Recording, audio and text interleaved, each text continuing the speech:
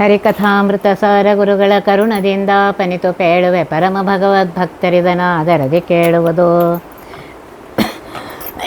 ಕಡು ಕರುಣಿ ನೀನೆಂದರಿದು ಹೇರುಡಲ ನೆಮೆಸುವೆ ನಿನ್ನಡಿಗೆ ಬೆಂಬಿಡದೆ ಪಾಲಿಸು ಪರಮ ಕರುಣಾ ಸಿಂಧು ಎಂದೆಂದು. ನಡು ನಡುವೆ ಬರುತ್ತಿಪ್ಪ ವಿಘ್ನವ ತಡೆದು ಭಗವನ್ ನಾಮ ಕೀರ್ತನೆ ನುಡಿದು ನುಡಿಸೆನ್ನಿಂದ ಪ್ರತಿ ದಿವಸದಲ್ಲಿ ಮರೆಯದಲೇ. ನಾಮಸ್ಮರಣ ಸಂಧಿಯಲ್ಲಿ 24ನೇ ಪದ್ಯ. ಗೃಹ ಕುಟುಂಬ ಧನಾದಿಗಳ ಸನ್ನಹಗಳುಳ್ಳವರಾಗಿ ವಿಹಿತ ಧರ್ಮ ಸುಕರ್ಮಗಳ ತಿಳಿಯದಲೆ ನಿತ್ಯದಲೇ. ಅಹರ ಮೈಥುನ ನಿದ್ರೆಗೊಳಗಾಗಿ ಹರು ಸರ್ವ ಪ್ರಾಣಿಗಳು ಹೃದ್ಗುಹ ನಿವಾಸಿಯ ನರಿಯದಲೆ ಭವದೊಳಗೆ ಬಳಲುವರು. ಇಲ್ಲಿ ಹೇಳ್ತಾ ಇದ್ದಾರೆ, ಗೃಹ ಮನೆ, ಉತ್ತಮವಾದ ಒಳ್ಳೆ ಮೇಲೊಪ್ಪರಿಗೆ ಇರುವಂತಹ ಮನೆ, ಮತ್ತು ಗೃಹಸ್ಥಾಶ್ರಮಗಳಿಗೆ ಸುಂದರ ನವಯುವತಿ ಪತ್ನಿ, ಪುತ್ರರು, ಆಪ್ತ ಬಾಂಧವರಿಂದ ಕೂಡಿ ದೊಡ್ಡ ಕುಟುಂಬ, ಅದರಲ್ಲಿ ಧನಾದಿಗಳ ಸನ್ನಹಗಳುಳ್ಳವರಾಗಿ ದ್ರವ್ಯ, ಬೆಳ್ಳಿ, ಬಂಗಾರ, ಗೋ, ಧನ, ಧಾನ್ಯ ಮುಂತಾದ ಅನೇಕ ಸಿದ್ಧತೆಗಳಿಂದ ಐಶ್ವರ್ಯವಂತರಾಗಿ ಆ ಐಶ್ವರ್ಯದ ಮದದಿಂದ ವಿಹಿತ ಇದು ಯೋಗ್ಯ, ಇದು ತಕ್ಕದ್ದು, ಇದು ಒಳ್ಳೆಯದು, ಅವಿಹಿತ ಇದು ಅಯೋಗ್ಯವಾದದ್ದು, ಕೆಟ್ಟದ್ದು, ಧರ್ಮ, ನ್ಯಾಯ, ನೀತಿ, ಸುಕರ್ಮಗಳು ಇವು ಒಳ್ಳೆಯ ಕೆಲಸಗಳು, ಇವು ಕೆಟ್ಟ ಕೆಲಸಗಳೆಂದು ತಿಳಿಯದೆ ನಿತ್ಯದಲ್ಲಿ ಪ್ರತಿನಿತ್ಯದಲ್ಲಿ ಸರ್ವ ಪ್ರಾಣಿಗಳು, ಸಕಲ ಪ್ರಾಣಿಗಳು, ಇದರಲ್ಲಿ ಪಶುವಾದಿಗಳು ಸೇರಿದವು ಅಂತ ಹೇಳ್ತಾ ಇದ್ದಾರೆ. ಹೀಗೆ ದ್ವಿಪಾದ ಪಶುಗಳಂತೆ ಆಹಾರ, ನಿಷಿದ್ಧ ಪದಾರ್ಥಗಳ ಭಕ್ಷಣ, ಪೇಯ ಕುಡಿಯುವುದು ಇದು ಅವರ ಆಹಾರ. ಪಶುವೃತ್ತಿಯಂತೆ ಕಾಲ ದೇಶವರಿಯದೆ ನಾಚಿಕೆಯನ್ನು ಬಿಟ್ಟು ಮೈಥುನ ಸ್ವಪರ ಸ್ತ್ರೀ ಸಂಘದಲ್ಲಿ ನಿರತರಾಗಿ ಲೋಲುಪರಾಗಿರುವರದಲ್ಲದೆ ಪಶುಗಳಿಗೆ ನಿದ್ರೆ ಕಡಿಮೆ ಆದರೂ ಈ ಚತುಷ್ಪಾದ ಪಶುಗಳಿಗಿಂತ ಹೆಚ್ಚಿಗಾಗಿ ನಿದ್ದೆ ಸಂತತ ಆಲಸ್ಯಗಳಾಗಿ ಮಲಗಿರುವುದೇ ಈ ಮೂರೇ ಇವರಿಗೆ ಪ್ರಾಧಾನ್ಯವಾಗಿದೆ. ಇಂಥವರಿಗೆ ಸಜ್ಜನ ಸಹವಾಸವೆಲ್ಲಿ, ಶ್ರವಣ ಮನಾದಿಗಳಲ್ಲಿ ಅಂತ ಹೇಳ್ತಾ ಇದ್ದಾರೆ. ಸಾಧನ ಅಪೂರ್ಣರಾದ ಕೆಲ ಪ್ರಾಣಿಗಳು ಶ್ರವಣ ಮನನಾದಿಗಳಿದ್ದರೂ ಹೃದ್ಗುಹ ನಿವಾಸಿಯನ್ನು ತಿಳಿಯದೆ, ಹೃದಯಸ್ಥ ಬಿಂಬನಾದ ಪರಮಾತ್ಮನನ್ನು ತಿಳಿಯದಲೇ ಭವದೊಳಗೆ ಬಳಲುವರು, ಸಂಸಾರದೊಳಗೆ ದುಃಖಪಡ್ತಾರೆ. ಕಾರಣ, ನೀವು ಚೇತರಿಸಿರಿ, ಸಾಧನ ಮಾಡಿರೆಂದು ಸಜ್ಜನರನ್ನು ಶಿಕ್ಷಿಸಿ ಪುನಃ ಉಪದೇಶ ಮಾಡುವ ಕರುಣಾಳವಾದ ದಾಸರಿಗೆ ನಮೋ ನಮಃ ಅಂತ ಹೇಳ್ತಾ ಇದ್ದಾರೆ. ಇಲ್ಲೇನು ಹೇಳ್ತಾ ಇದ್ದಾರೆ ಅಂದರೆ, ಸಕಲ ಸಾಮಗ್ರಿಗಳಿಂದ ಸಂಪನ್ನರಾದರೂ ಸಹ ಆಹಾರ ವಿಹಾರಗಳ ಆಸೆಯಲ್ಲಿಯೇ ಮುಳುಗಿ ವಿಹಿತಾವಿಹಿತಗಳ ವಿವೇಕಗಳನ್ನು ಬಿಟ್ಟು ಸರ್ವ ಪ್ರಾಣಿಗಳು ಪರಮಾತ್ಮ ವಿಷಯಕ ಅಜ್ಞಾನ ಸಂಸಾರದಲ್ಲಿ ಕ್ಲೇಶ ಪಡುತ್ತಾರೆ ಅಂತ ಹೇಳಿ ಇಲ್ಲಿ ದಾಸರು ಹೇಳ್ತಾ ಇದ್ದಾರೆ.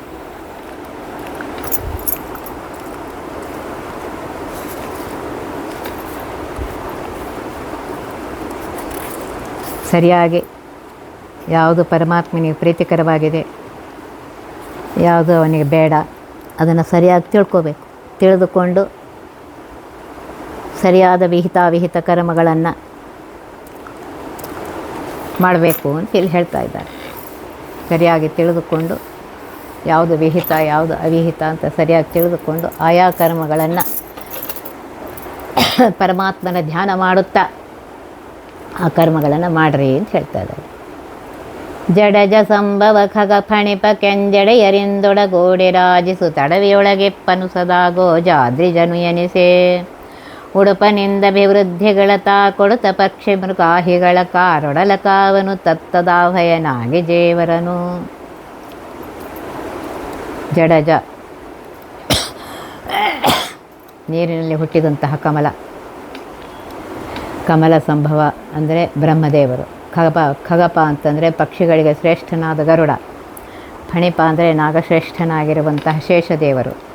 ಕೆಂಜಡೆ ಅಂದರೆ ರುದ್ರನೇ ಮೊದಲಾದವರಿಂದ ರಾಜಿಸುತ್ತ ಶೋಭಿಸುತ್ತ ಸದಾ ನಿತ್ಯದಲ್ಲಿ ಅಡವಿಯಲ್ಲಿಪ್ಪನು, ಅರಣ್ಯದಲ್ಲಿರುವನು. ಯಾವ ನಾಮದಿ ಎಂದರೆ ಗೋಜ ಪೃಥ್ವಿಯಲ್ಲಿ ಹುಟ್ಟಿದ ಪ್ರಾಣಿಗಳ ರಕ್ಷಣಕರ್ತ. ಅದ್ರಿಜ ಅಂದರೆ ಪರ್ವತಗಳಲ್ಲಿ ಹುಟ್ಟಿದ ಪ್ರಾಣಿಗಳ ರಕ್ಷಣಕರ್ತ. ತಾನು ಈ ಎರಡೂ ರೂಪನಾಮದಿಂದ ಇದ್ದು ಉಡಪ ನಕ್ಷತ್ರಗಳಿಗೆ ಪತಿ. ಚಂದ್ರನ ಕಿರಣದಲ್ಲಿ ತಾನಿಂತು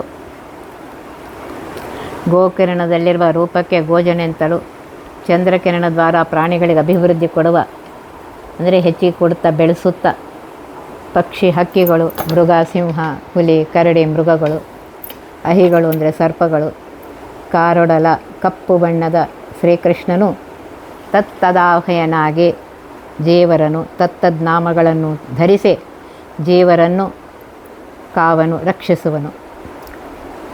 ಅಡವಿಯಲ್ಲಿ ಗೋಜ, ಪರ್ವತದಲ್ಲಿ ಅದ್ರಿಜ ಎಂಬ ನಾಮವನ್ನು ಸ್ಮರಿಸಬೇಕು ಅಂತ ಹೇಳ್ತಾ ಇದ್ದಾರೆ.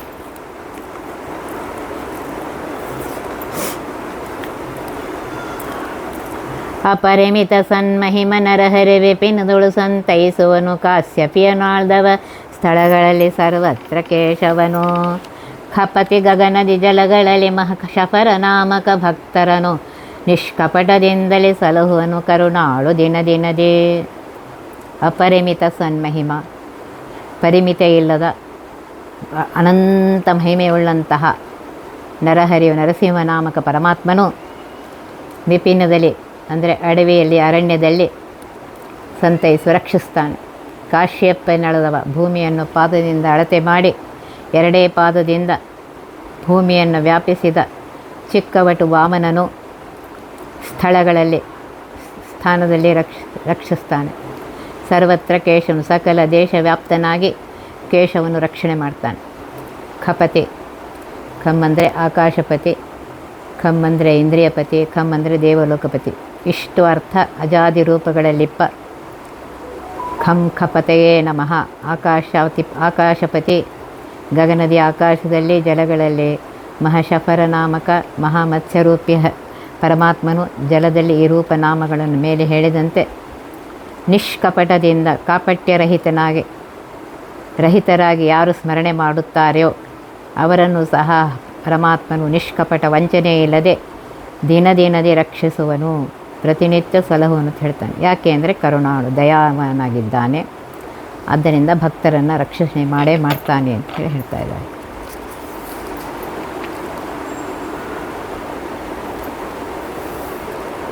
ವಿಜಯದಾಸರನ್ನು ಸುಳಾದಲ್ಲಿ ಹೇಳಿದ್ದಾರೆ. ಸ್ಥಳದಲ್ಲಿ ವ್ಯಾಮನ, ಅಟವ್ಯ ನರಸಿಂಹ, ಜಲದಲ್ಲಿ ಮತ್ಸ್ಯ, ಗಗನದಿ ತ್ರಿವಿಕ್ರಮ, ಕುಲಗಿರಿಯಲ್ಲಿ ಪರಶುರಾಮ, ಮಾರ್ಗದಲ್ಲಿ ಭೂವರಾಹಾತ್ಮ, ಬಲು ಪ್ರವಾಸದಲ್ಲಿ ಸಲಕ್ಷಣ ಭರತಾಗ್ರಜ ಜಾನಕಿಪತಿ ರಾಮ. ತಿಳಿಬುದು ಈ ವಿಧದಿ ರಕ್ಷಕ ಮೂರ್ತಿಗಳ ಬಲಿಮರ್ದನ ಪಾದ ವಿಜಯ ವಿಠ್ಠಲರೇಯ ಒಲಿದು ಸಂಗಡದಲ್ಲಿದ್ದು ಸುಖವ ಕೊಡುತ್ತಿಪ್ಪ ಅಂತ ಹೇಳ್ತಾ ಇದ್ದಾರೆ. ಜಲದಲ್ಲಿ, ಸ್ಥಳದಲ್ಲಿ, ಅಡವಿಯಲ್ಲಿ ಸರ್ವತ್ರ ಸ್ಮರಿಸಬೇಕಾದ ರೂಪಗಳನ್ನು ಇಲ್ಲಿ ತಿಳಿಸ್ತಾ ಇದ್ದಾರೆ. ಆಯಾ ರೂಪಗಳನ್ನು ಸ್ಮರಣೆ ಮಾಡುತ್ತಾ ಆ ಪರಮಾತ್ಮನ ನೆನೆಸ್ರಿ ಅಂತ ಹೇಳ್ತಾ ಇದ್ದಾರೆ. ಸರ್ವತ್ರ ವ್ಯಾಪ್ತನಾಗಿರುವಂತಹ ಪರಮಾತ್ಮ ಯಾವುದರಲ್ಲಿ ಯಾವ ರೂಪದಿಂದ ಇದ್ದಾನೆ ಆ ರೂಪಗಳನ್ನು ನೆನೆಸ್ರಿ ಅಂತ ಹೇಳ್ತಾ ಇದ್ದಾರೆ. ಕಾರಣಾಂತರ್ಯಾಮಿ ಸೋಲವತಾರ ವ್ಯಾಪ್ತಾಂಶಾದಿ ರೂಪಕ್ಕೆ ಸಾರ ಶುಭ ಪ್ರವಿವ್ಯಕ್ತನಂದ ಸ್ಥೂಲ ನಿಸ್ಸಾರ.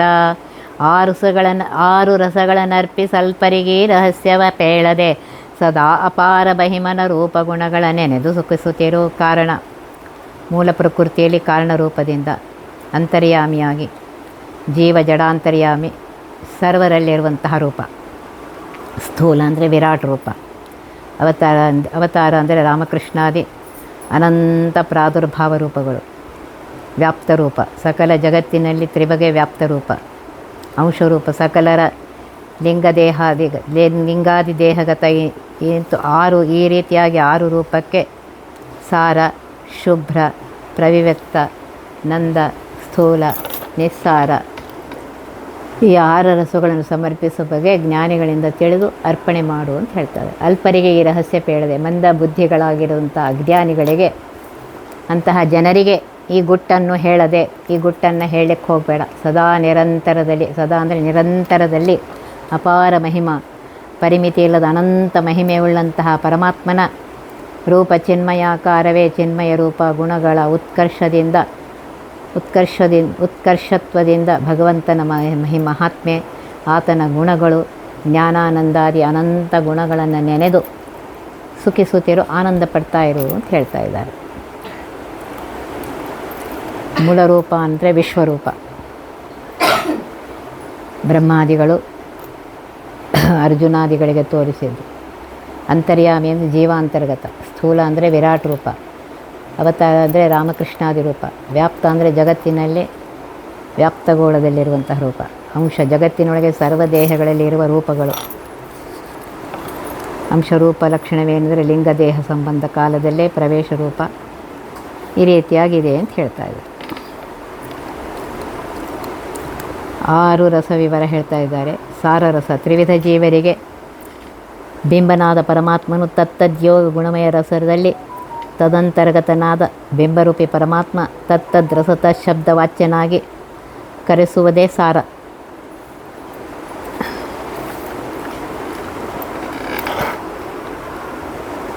ಈಶಕೋಟಿಯೊಳಗೆ ಗಣನೀಯ ಶುಭರಸ ಅಂದರೆ ಈಶಕೋಟಿಗಳ ಗಣನೀಯಾದ ರಮಾದೇವಿಗೂ ಜೀವಕೋಟಿ ಬ್ರಹ್ಮಾದಿಗಳು ಉಣಿಸುವ ಕ್ರಮ. ಲಕ್ಷ್ಮೀ ಸ್ವರೂಪರಸ ಲಕ್ಷ್ಮೀದೇವರಿಗೆ ಶುದ್ಧ ಸತ್ವಗುಣದ ಭೋಗ ಇಲ್ಲದೆ ಇದ್ದಾಗ್ಯೂ ಸಂಪತ್ಕರ ಎನಿಸುತ್ತದೆ. ಇದು ಲೀಲೆ. ತನಗೆ ಲಕ್ಷ್ಮಿಗೆ ಮಹದೈಶ್ವರ್ಯವೆಂದು ವೈಕುಂಠವರ್ಣನೆಯಲ್ಲಿ ಹೇಳಿದ್ದಾರೆ. ಪ್ರವಿವಿಕ್ತ ಅಂದರೆ ಒಬ್ಬರ ರಸ ಒಬ್ಬರಿಗೆ ತಿಳಿಯೋದೇ ಇರೋದೇ ಪ್ರವಿವಿಕ್ತ. ನಂದರಸ ಒಂದೇ ಪದಾರ್ಥದಲ್ಲಿ ಉತ್ತಮ ಅಧಮರಿಗೆ ಯಥಾಯೋಗ್ಯವಾದ ಆನಂದ ಪ್ರವೃತ್ತವೇ ನಂದ ಅಂತ ಹೇಳ್ತಾರೆ. ಸ್ಥೂಲ ಗುಣ ಸಂಯೋಗ ವಿಕಾರ ರಸವೇ ಸ್ಥೂಲ ರಸ. ನಿಸ್ಸಾರ ತಮೋಗುಣಜನ್ಯ ಫಲಾಂಡು ಲಶುನ ಸುಗ್ರೀವ ಶಾಖಾದಿಗ ತದ್ಗತ ಬಿಂಬಕ್ಕೂ ತಮೋ ಜೀವಾಂತರ್ಗತ ಬಿಂಬರೂಪಕ್ಕೂ ಐಕ್ಯವೇ ಶುಭ. ಇದು ಮುಕ್ತಿಯೋಗ್ಯರಿಗೆ ಶುಭ, ಅಶುಭ ತಮೋಯೋಗ್ಯರಿಗೆ ದುಃಖಪ್ರದವಾಗಿದೆ ಅಂತ ಹೇಳ್ತಾ ಇದ್ದಾರೆ.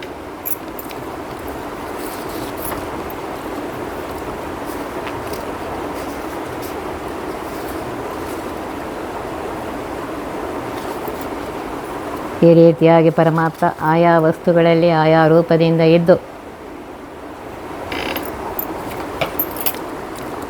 ಆಯಾ ಜೀವಿಗಳ ಯೋಗ್ಯತೆಗನುಸಾರವಾಗಿ ಆ ಜೀವಿಗಳಿಗೆ ಆ ರಸವನ್ನು ಕೊಡ್ತಾನೆ ಅಂತ ಹೇಳ್ತಾರೆ.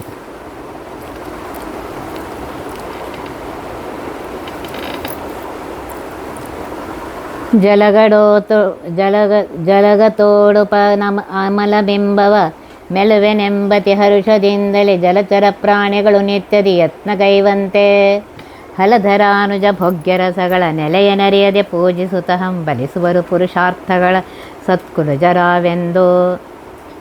ಜಲಗತೋಡುಪನ ಜಲಗತ ಉಡುಪನ ನೀರಿನಲ್ಲಿ ಕಾಣಿಸತಕ್ಕ ನಕ್ಷತ್ರಪತಿಯಾಗಿರುವಂತಹ ಚಂದ್ರನ ಅಮಲಬಿಂಬನ ನಿರ್ಮಲವಾದ ಚಂದ್ರಮಂಡಲವನ್ನು ನೋಡಿ ಜಲಚರ ಪ್ರಾಣಿಗಳು ನೀರಿನಲ್ಲಿ ಸಂಚಾರ ಮಾಡತಕ್ಕಂಥ ಜೀವಿಗಳು ನೀರಿನಲ್ಲಿ ಕಾಣುವಂತಹ ಚಂದ್ರಮಂಡಲವನ್ನು ಮೆಲುವೆವು ಎಂಬ ಅತಿ ಹರುಷದಿಂದ, ಈಗಲೇ ಚಂದ್ರಬಿಂಬವನ್ನು ತಿನ್ನುವೆವು ನುಂಗುವೆವು ಎಂಬ ಸಂತೋಷದಿಂದ ನಿತ್ಯ ಪ್ರತಿದಿನ ಯತ್ನಗೈವಂತೆ ಪ್ರಯತ್ನ ಮಾಡಿದರೆ ಆ ಪ್ರಯತ್ನ ಹೇಗೆ ನಿಷ್ಫಲವಾಗುತ್ತದೆಯೋ, ಸಾಧ್ಯವಾಗುವುದಿಲ್ಲವೋ ಅದರಂತೆ ಹಲಧರಾನುಜ ಯೋಗ್ಯರಸಗಳ ನೇಗಿಲನ್ನು ಪಿಡಿದ ಶೇಷಾಂಶ ಬಲದೇವರಿಗೆ ತಮ್ಮನೆನಿಸಿದಂತಹ ಶ್ರೀಕೃಷ್ಣನ ಪರಮಾತ್ಮನ ಭೋಗ್ಯರಸಗಳ ಪರಮಾತ್ಮನ ಸಾರಾದಿ 6 ರಸಗಳ ನೆಲೆಯ ನೆರೆಯದೆ ಆ ಗುಟ್ಟನ್ನು ರಹಸ್ಯವನ್ನು ತಿಳಿಯದೆ ಸತ್ಕುಲಜರಾವೆಂದು ನಾವೇ ಒಳ್ಳೆ ಸತ್ಕುಲ ಪ್ರಸೂತರು, ಮನೆತನಸ್ಥರು, ಆಚಾರ್ಯರು, ದಾಸ ಸಂಪ್ರಜ್ಞೆಯಲ್ಲಿ ಬಲ್ಲವರು, ಸ್ವಾಮಿಗಳ ವಂಶಸ್ಥರು ಎಂದು ಪೂಜಿಸುತ್ತಾ ಅನೇಕ ಪ್ರತಿಮಾಗಳನ್ನು ಹರಿಸಿಕೊಂಡು ಪೂಜಾ ನೈವೇದ್ಯ ರಸ ವಿಭಾಗ ತಿಳಿಯದೆ ಪೂಜಾ ಮಾಡುವರು. ಏತಕ್ಕೆ ಈ ಪೂಜಾ ಎಂದರೆ ಈ ಪೂಜಾದಿಂದ ಪುರುಷಾರ್ಥಗಳನ್ನು ಹಂಬಲಿಸುವರು. ಧರ್ಮ ಅರ್ಥ ಕಾಮ ಪ್ರಯತ್ನಿಸರೆ ಆ ಪ್ರಯತ್ನ ಸಫಲವಾಗೋದಿಲ್ಲ ಅಂತ ಹೇಳ್ತಾ ಇದ್ದಾರೆ. ಪರಮಾತ್ಮನ ಭೋಗ್ಯರಸಗಳನ್ನು ಸರಿಯಾಗಿ ತಿಳಿದುಕೊಂಡು ಮಾಡಿದಾಗ ಅದನ್ನು ತಿಳಿಯದೆ ಕೇವಲ ಸತ್ಕುಲಾಭಿಮಾನದಿಂದ ತೋರಿ ಮಾಡುವ ಪ್ರತಿಮಾದಿಗಳ ಪೂಜೆಯು ನೀರಿನಲ್ಲಿರುವ ಚಂದ್ರಬಿಂಬದಂತೆ ತಿನ್ನಲು ಮಾಡುವ ಜಲಚರ ಪ್ರಾಣಿಗಳ ಯತ್ನದಂತೆ ವಿಫಲವಾಗುತ್ತೆ ಅಂತ ಹೇಳ್ತಾ ಇದ್ದಾರೆ. ದೇವ ಋಷಿ ಗಂಧರ್ವ ಪಿತೃನರ ದೇವ ಮಾನವ ಧನುಜ ಗೋಜ ಖರಾವಿ ಮೊದಲಾದ ಖಿಳಚೇತನ ಭೋಗ್ಯರಸಗಳನ್ನು ಯಾವದವಯಗೊಳೆದ್ದು ರಮಾವರನು ಸ್ವೀಕರಿಪ ಯಾವ ಜೀವಗಣಕ್ಕೆ ಸ್ವಯೋಗ್ಯ ರಸಗಳ ನೀಯನೆಂದೆದ್ದು. ದೇವತೆಗಳು, ಋಷಿ ಅಂದರೆ ಮುನಿಗಳು, ಗಂಧರ್ವರು, ಗಾನ ವಿದ್ಯಾಕುಶಲರು, ದೇವಗಂಧರ್ವರು, ನರಗಂಧರ್ವರೆಂದು 2 ವಿಧ ಇದೆ ಅಲ್ಲಿ. ಪಿತೃಗಳು, ಪಿತೃಗಣ ಬೇರೆ. ಈ ತಾರತಮ್ಯದಂತೆ ಅವರವರು ಯಾವ ರಸ ಭೋಕ್ತರೆಂಬುದನ್ನು ತಿಳ್ಕೋಬೇಕು ಅಂತ ಹೇಳ್ತಾರೆ. ಮಾನವರು, ಮನುಷ್ಯರು, ಧನುಜರು, ಧನುದೇವಿಯ ಮಕ್ಕಳಾಗಿರುವಂತಹ ದಾನವರು, ಗೋಜ ಪೃಥ್ವಿಯಲ್ಲಿ ಹುಟ್ಟಿದ ಪ್ರಾಣಿಗಳು,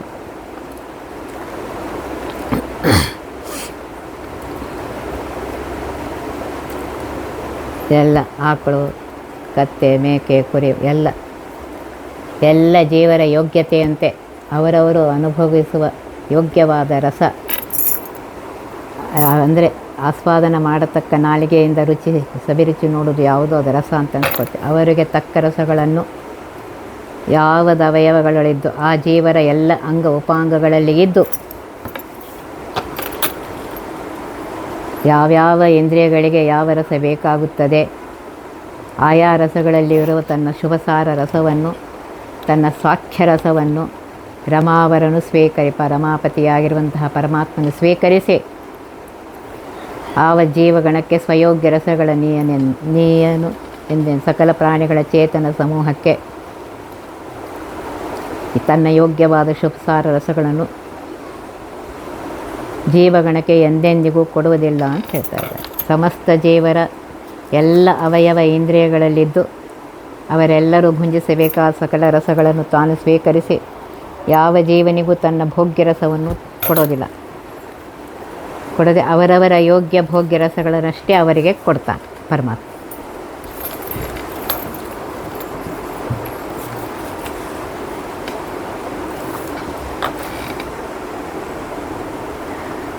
ಹೊರಟು ಬುದ್ಧಿಯ ಬಿಟ್ಟು ಲೌಕಿಕ ಹರಟೆಗಳ ನೀಡಾಡಿ ಕಾಂಚನ ಪರಟಿಲೋಷ್ಟಾದಿಗಳು ಸಮವೆಂದರಿದು ನಿತ್ಯದಲೇ ಪುರುಟ ಗರ್ಭಾಂಡೋದರನು ಸತ್ಪುರುಷನೆಂದೆನಿಸೆಲ್ಲರೊಳಗೆ ದುರುಟು ಕರ್ಮವ ಮಾಳ್ಪನೆಂದಡಿ ಕಡೆಗೆ ನೆನೆಯುತ್ತಿರು. ಹೊರಟು ಅಂದರೆ ಕಠಿಣ, ದುರಾಗ್ರಹ, ಕೆಟ್ಟ ಬುದ್ಧಿಯನ್ನು ಬಿಟ್ಟು ಆ ಬುದ್ಧಿಯನ್ನು ಬಿಟ್ಟು ಅಂದರೆ ತ್ಯಜಿಸಿ, ಅಂದರೆ ಶಾಸ್ತ್ರಸಮ್ಮತವಿಲ್ಲದೆ ಇರುವ ಬುದ್ಧಿ, ಹಿಂದೆ ಹೇಳಿದಂತನವೇ ನಾನೆಂಬುದು ಇತ್ಯಾದಿ ಪದಗಳು ಹೇಳಿದಂತೆ ಇಂಥ ಕೆಟ್ಟ ಬುದ್ಧಿ ಬಿಡಬೇಕು ಅಂತ ಹೇಳ್ತಾ ಇದ್ದಾರೆ. ಲೌಕಿಕ ಹರಟೆಗಳ ನೀಡಾಡಿ, ಲೋಕವಾರ್ತೆಗಳನ್ನು ಬದಿಗೊತ್ತಿ ಅವುಗಳನ್ನು ದೂರ ಓಡಿಸಿ ಶ್ರೀಮದಾಚಾರ್ಯ ತದಲಂ ಬಹುಲೋಕವಿಚಿಂತನೆಯ ಪ್ರವಣಂ ಕುರು ಬಾನಸಮೇಶ ಪದೇ.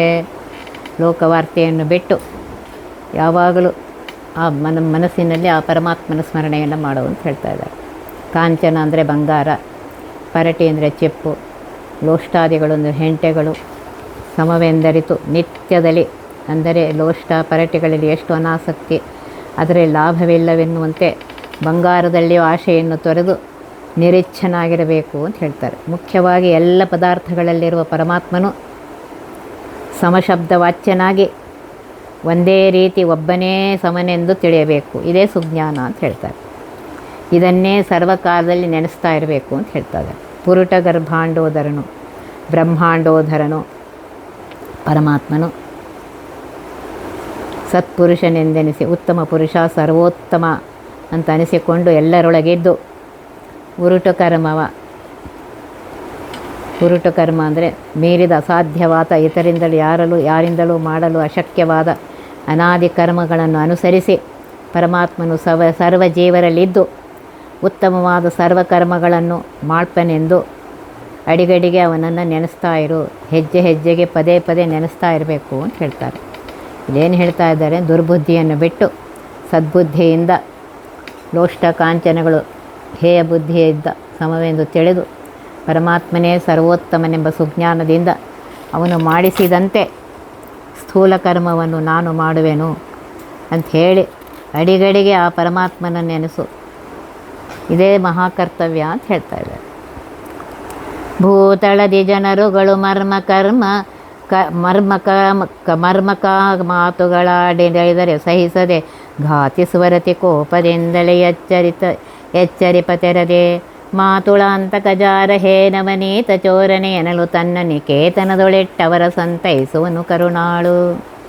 ಭೂತಳದಿ ಭೂಮಿಯಲ್ಲಿ ಜನರುಗಳು ಅಜ್ಞರು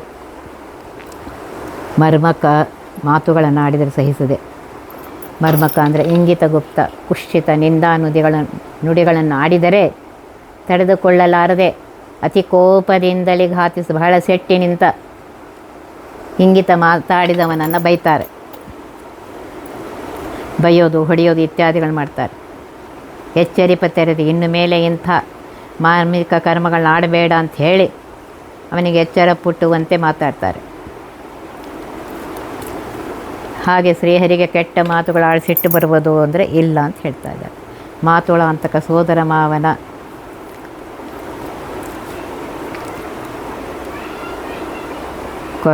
ಸೋದರ ಮಾವನ ಕೊಲೆಗುಡುಕನೆ, ಜಾರ ಪುರುಷ, ಚೋರ ಇತ್ಯಾದಿ ಕೆಟ್ಟ ಮಾತುಗಳಿಂದ ಮರ್ಮದ ಚೋದ್ಯಗಳನ್ನು ಆದರೂ ಪರಮಾತ್ಮನಿಗೆ ಇವು ಗುಣೋತ್ಕರ್ಷವಾಗಿವೆ. ಧರೆಗೆ ಭಾರನಾದ ದುಷ್ಟ ಕಂಸನನ್ನು ಕೊಂದು ಭೂಭಾರ ಇಳಿದವನು. ಗೋಪಿಜಾರ ಗೋಪಿಯರ ಅಂಗಸಂಗ ಮಾಡಿ ಅವರ ಲಿಂಗಾಂಗ ಜರೆಯಿತೀತಿ ಜಾರ ಲಿಂಗಭಂಗಕ್ಕೆ ಕಾರಣನಾದ ಕೃಷ್ಣನೇ ನೀನು ಜಾರನು ಹೇ ನವನೀತ ಚೋರ, ಎಲೆ ಬೆಣ್ಣೆಯನ್ನು ಕದ್ದವನೇ ಮಹಾಚೋರ ಅಂಥೇಳಿ ಹೊಸದಾಗಿ ಪ್ರಾಪ್ತವಾದ ನೂತನ ಹೊಸ ಬೆಣ್ಣೆಗಳುಳ್ಳ ಕೃಷ್ಣ, ನಿಜವಾಗಿ ಹೊಸದಾಗಿ ಮಾಡಿದ ಪಾಪಗಳನ್ನು ಅನಾಯಾಸವಾಗಿ ಕದಿತ್ತೀಯೋ. ಭಕ್ತರ ಪಾಪ ಚೋರನೆಂದು ಆದಿತ್ಯ ಪುರಾಣ ಶ್ರೀ ವೆಂಕಟೇಶ ಮಹಾತ್ಮೆ ವಚನ ನೆನಪಿಗೆ ತಂದ್ಕೋಬೇಕು ಅಂತ ಹೇಳ್ತಾರೆ. ಎನ್ನ ಸರ್ವ ಪಾಪಗಳನ್ನು ಕದ್ದು ಶುದ್ಧನನ್ನಾಗಿ ಮಾಡಲು ಪುಳಕಿತಾಂಕಿತದಿಂದ ಬೇಡವೇನಪ್ಪ ಕೃಷ್ಣ. ನೀನೇ ಬೇಡಿಸಿದ್ದಲ್ಲವೇ ಈ ಮಾರ್ಮಿಕ ನಾಮೋಚ್ಚಾರದಿಂದ ಎನಲು ಚಾರ ಚೋರ ಅಂತ ಕರೆದರೆ ತನ್ನ ನಿಕೇತನದೊಳೆಟ್ಟು ಸಲಹುವನು. ತನ್ನ ಮನೆ ಶ್ವೇತದ್ವೀಪ ಅನಂತಾಸನ ವೈಕುಂಠ ಮುಕ್ತ ಭಾಗಗಳಲ್ಲಿಟ್ಟು ರಕ್ಷಣೆ ಮಾಡ್ತಾನೆ ಅಂತ ಹೇಳ್ತಾ ಇದ್ದಾರೆ.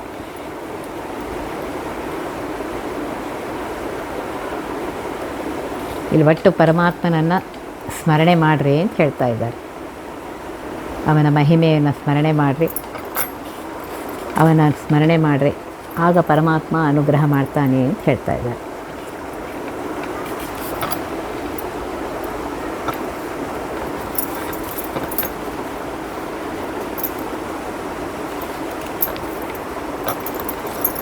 ಹರಿಕಥಾಮೃತ ಸಾರವಿದು ಸಂತರು ಸದಾ ಚಿತ್ತೈಸುವುದು. ನಿಷ್ಠುರಿಗಳಿಗೆ ಪಿಶುನರಿಗೆ ಅಯೋಗ್ಯರಿಗಿದನು ಪೇಳದಲೆ.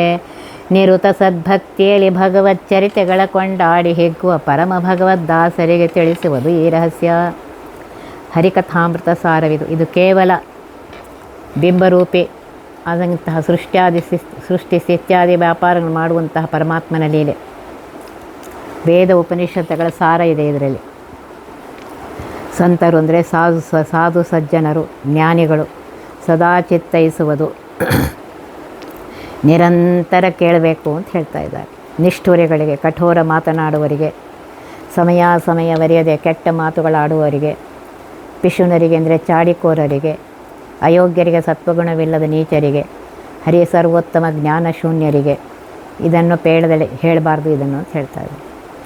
ಎಂಥವರಿಗೆ ಹೇಳಬೇಕು ಅಂತಂದರೆ ನಿರುತ ಸದ್ಭಕ್ತಿಯಲ್ಲಿ ನಿರಂತರ ಸದಾಕಾಲ ಬಹಳ ಆದರ ಪ್ರೀತಿಯುಳ್ಳವರಾಗಿ ಪರಮಾತ್ಮನೇ ಸರ್ವೋತ್ತಮ ಅನ್ನುವ ಜ್ಞಾನದಿಂದ ಭಗವಚ್ಚರಿತೆಗಳ ಪೂರ್ಣ ಷಡ್ಗುಣ ಐಶ್ವರ್ಯ ಸಂಪನ್ನಾದ ಪರಮಾತ್ಮನ ಚರಿತ್ರೆ ಲೀಲಾ ಕಥಾ ಮಹಿಮೆ ಕೊಂಡಾಡಿ ಸ್ತೋತ್ರ ಮಾಡಿ ಹಿಗ್ಗುವ ಅಂದರೆ ಸಂತೋಷ ಪಡುವ ಪರಮ ಉತ್ತಮರಾದ ಭಗವದ್ದಾಸರಿಗೆ ಭಗವಂತನ ನಿರುತ ಸೇವೆ ಮಾಡಿ ನೀನು ಸ್ವಾಮಿ ನಾನು ನಿನ್ನ ಸದಾ ದಾಸನಪ್ಪ ಅಂತ ಹೇಳಿ ನೀನು ಈಶಾ ನಾನು ನಿನಗೆ ದಾಸ, ಈ ಸ್ವಭಾವವುಳ್ಳವರೇ ಭಗವದ್ಭಕ್ತರು ಅಂತ ಅನ್ಸ್ಕೋತಾರೆ.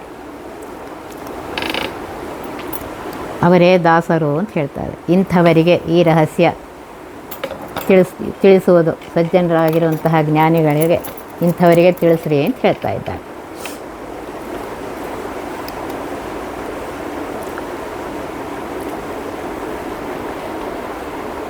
ಅತಿ ರಹಸ್ಯ ವಿಷಯಭರಿತವಾದ ಈ ಹರಿಕಥಾಂಸಾರವನ್ನು ಕಂಡವರಿಗೆ ಉಪದೇಶಿಸದೆ ಅಧಿಕಾರಿಗಳಾಗಿರುವಂತಹ ಸುಜೀವರಿಗೆ ಮಾತ್ರ ಉಪದೇಶಿಸಬೇಕೆಂದು ದಾಸರು ಇಲ್ಲಿ ಹೇಳ್ತಾ ಇದ್ದಾರೆ. ಸತ್ಯ ಸಂಕಲ್ಪನು ಸದಾಯೇ ನಿತ್ತದೇ ಪುರುಷಾರ್ಥವೆಂದರಿ ತತ್ಯಧಿಕ ಸಂತೋಷದಿಮ್ನೆನೆ ಮುತ್ತ ಭುಂಜಿಪುದು. ನಿತ್ಯ ಸುಖ ಸಂಪೂರ್ಣ ಪರಮ ಸುಹೃತ್ತಮ ಜಗನ್ನಾಥ ಬೆಟ್ಟಲ ಬತ್ತಿಸಿ ಭವಾಂಬುದಿಯ ಚಿತ್ಸುಖ ವ್ಯಕ್ತಿ ಕೊಡುತ್ತಿಪ್ಪ. ಸತ್ಯ ಸಂಕಲ್ಪ ದೇವರ ಅನಾದಿ ಯೋಗ್ಯತೆಯಂತೆ ಅವರವರಿಗೆ ಯಾವ ಫಲ ಕೊಡಬೇಕೆಂಬುದನ್ನು ಸೂಕ್ಷ್ಮ ಸೃಷ್ಟಿಯಲ್ಲಿಯೇ ನಿಜವಾದ ನಿರ್ಣಯ ದೃಢ ನಿಶ್ಚಯ ಸತ್ಯ ಇಚ್ಛಾ ಮಾಡಿದ್ದಾನೋ ಅದನ್ನು ಎಂದೂ ಬದಲಾಯಿಸುವುದಿಲ್ಲ ಪರಮಾತ್ಮ. ಇಂತಹ ಋತ ಸಂಕಲ್ಪನಾದ ಪರಮಾತ್ಮನು ಸದಾ ನಿರಂತರ ಯಾವ ಕಾಲದಲ್ಲಿ ಯಾವ ದೇಶದಲ್ಲಿ ಏನಿತ್ತದೆ, ಏನು ಶುಭಾಶುಭ ಕರ್ಮ, ಲಾಭಾಲಾಭ ಜಯಾಪಜಯ ಸುಖ ದುಃಖಾದಿಗಳನ್ನು ಏನು ಕೊಡುತ್ತಾನೆ ಅದೇ ನಮಗೆ ಪುರುಷಾರ್ಥ ಅಂದರೆ ಜೀವನೋಪಾಯದ ಗುರಿ, ಆನಂದಾವಿರ್ಭಾವ ಮುಕ್ತಿ ಎಂದು ತಿಳಿದುಕೊಂಡು ಅತ್ಯಧಿಕ ಸಂತೋಷದಿಂದ ವಿಶೇಷವಾದ ಹೆಚ್ಚಿನ ಆನಂದದಿಂದ ಭುಂಜಿಸುವಂಥ ನಿನ್ನ ಚಿತ್ತಕ್ಕೆ ಬಂದುದೆನ್ನ ಚಿತ್ತಕ್ಕೆ ಬರಲಿ, ಅನ್ಯಥಾ ಒಂದು ಬಯಸೆ ನಾನು ಶ್ರೀನಿವಾಸ ದಯಾನಿಧಿ ಅಂತೇಳಿ ಒಂದು ಕಡೆ ಗುರು ವಿಶೇಷ ವಿಠಲ ಹೇಳ್ತಾರೆ. ಪರಮಾತ್ಮ ಕೊಟ್ಟದ್ದೇ ಪುರುಷಾರ್ಥ ಅಂಥೇಳಿ ಸಂತೋಷದಿಂದ ಭುಂಜಿಸುವವರಿಗೆ ನಿತ್ಯ ಸುಖ ಸಂಪೂರ್ಣವಾದ ಪರಮಾತ್ಮನು ಪರಮ ಸರ್ವೋತ್ತಮನು ಸಹೃತ್ತಮನು ಜಗತ್ತಿಗೆ ಸ್ವಾಮಿಯಾಗಿರುವಂಥ ಜಗನ್ನಾಥ ವಿಠಲ ಬತ್ತಿಸಿ ಭವಾಂಬುದಿ ಸಂಸಾರ ಸಮುದ್ರವನ್ನು ಬತ್ತಿಸಿ ಒಣಗಿಸಿ ಲಿಂಗಭಂಗಗೈಸಿ ಚಿತ್ಸುಖ ವ್ಯಕ್ತಿ ಕೊಡುತ್ತ ಸ್ವರೂಪ ಆನಂದ ಆವಿರ್ಭಾವ ಲಕ್ಷಣ ಮುಕ್ತಿ ಅಂತ ಹೇಳ್ತಾ ಇದ್ದಾರೆ. ಹೇಳಿ ಮುಗಿಸ್ತಾ ಇದ್ದಾರೆ. ಇದನ್ನು ನಾಳಿನ ದಿವಸ ನೋಡೋಣ. ಒತ್ತಿ ಬಹ ವಿಘ್ನಗಳ ಕಳೆದಪ ಮೃತ್ಯುವಿಗೆ ಮರೆ ಮಾಡಿ ಕಾಲನ ದೂತರಿಗೆ ಭೀಕರವ ಪುಟ್ಟಿಸಿ ಸಕಲ ಸಿದ್ಧಿಗಳ ಒತ್ತಿಗೊಳ್ಳಿಸಿವನರು ಹೇಕ್ಷಣ ನೃತ್ಯ ಮಾಡುವರವರ ಮನೆಯೊಳು ನಿತ್ಯಮಂಗಳ ಹರಿಕಥಾಮೃತ ಸಾರ ಪಠಿಸುವರ.